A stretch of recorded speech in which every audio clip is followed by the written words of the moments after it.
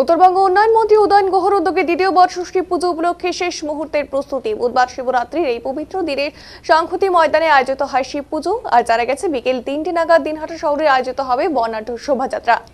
আর এদিকে সংহতি ময়দানে শিবরাত্রি উপলক্ষে তৈরি পুজো মণ্ডপে বসে গোটা বিষয়টি তো কি করছেন, অর্থাৎ উত্তরবঙ্গের উদয়ন মন্ত্রী তিনি কিন্তু সমস্তটাই কিন্তু দেখছেন এবং জানাবো যে সন্ধ্যা থেকে শুরু হয়ে যাবে পুজো এবং যজ্ঞ বলে জানা গেছে। অন্যদিকে শিব পুজোর মণ্ডপেই পাশে একটি স্থায়ী শিব মন্দির আছে এবং শিব ভক্তদের জল ঢালা কিন্তু চলছে।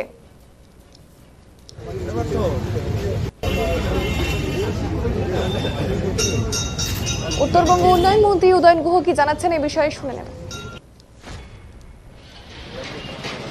এটা নিয়ে আমাদের এবার শিব পুজো হচ্ছে, মানে এইখানে দ্বিতীয় বর্ষ। আমরা গতবার থেকে এই পুজোটা শুরু করেছি। কুচবিহার কয়েকশো বছর আগের থেকে কুচবিহারে শিব পুজোর প্রচলন। রাজারা বিভিন্ন সময়, যে রাজা যখন তিনি সিংহাসনে বসেছেন সেই রাজাই বিভিন্ন জায়গায় শিব মন্দির তৈরি করেছেন। কুচবিহার জেলায় যত শিব মন্দির আছে তার বেশিরভাগটাই রাজারা তৈরি করেছেন। মানেশ্বর মন্দির বলুন, সিদ্ধেশ্বর মন্দির বলুন, বা আমাদের এখানে গ্রামের ভেতরে ভেতরকুটি সেখানে যে মন্দির, সেটাও রাজ আমলে তৈরি। এই গোবরাছড়া যে আমাদের সাবেক ছিটের যে মন্দির, সেটাও রাজ আমলে তৈরি। অর্থাৎ শিবভক্ত রাজারা তারা যেমন শিব মন্দির তৈরি করেছেন, তেমনি প্রজারাও এখানে বেশিরভাগ মানুষ মানে রাজ আমল থেকেই তারা শিবের ভক্ত। তাদের সেই মানসিকতা, তাকে সম্মান জানানোর জন্যই আমরা এই পুজোটা এখানে চালু করেছি এবং এখানে আমরা পুজোটা করি খুব নিয়ম নিষ্ঠার সাথে। এখানে পুজোটা হয়, সব জায়গায় হয়তো হয়, কিন্তু এখানে যতটা সম্ভব।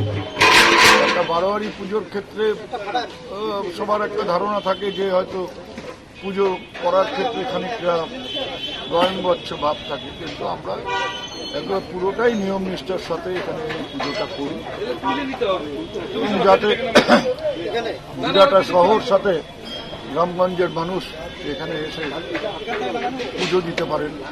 এখানে আলাদা করে শিবলিঙ্গ তৈরি করা হয়েছে, সেটাকেও একটা সুন্দর করে তৈরি করার চেষ্টা হয়েছে, যাতে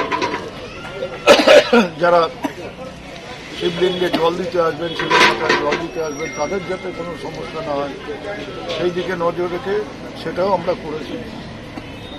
এখানে মেলা হবে,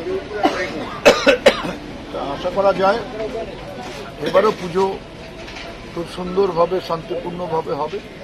প্রচুর মানুষ এই পুজো এখানে এসে উপভোগ করবেন এবং এখানে যেটা পুজোর সবচাইতে বড় ব্যাপার এই যজ্ঞ। অনেক পুরোহিত মিলে একসাথে এখানে যজ্ঞটা করেন, এবারও সেইভাবেই যজ্ঞ হবে। এবং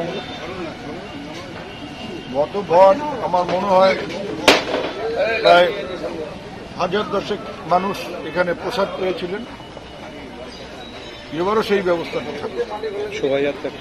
শোভাযাত্রা এবারও বেলা 3টের সময় বর্ণাঢ্য একটা শোভাযাত্রা হবে।